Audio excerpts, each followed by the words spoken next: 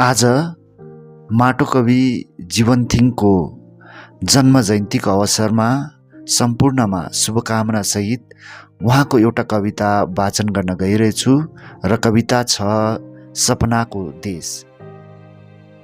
कस्तो होला जुनको छाया परेको, मान्छेको माया बसेको त्यो सपनाको देश।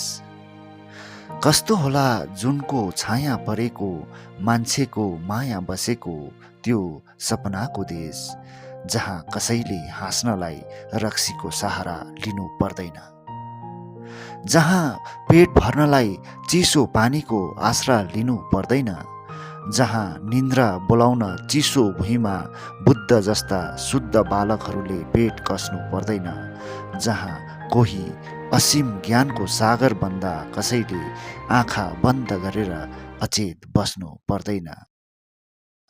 कस्तो होला जुनको छाया परेको, मान्छेको माया बसेको त्यो सपनाको देश, त्यो सपनाको देश।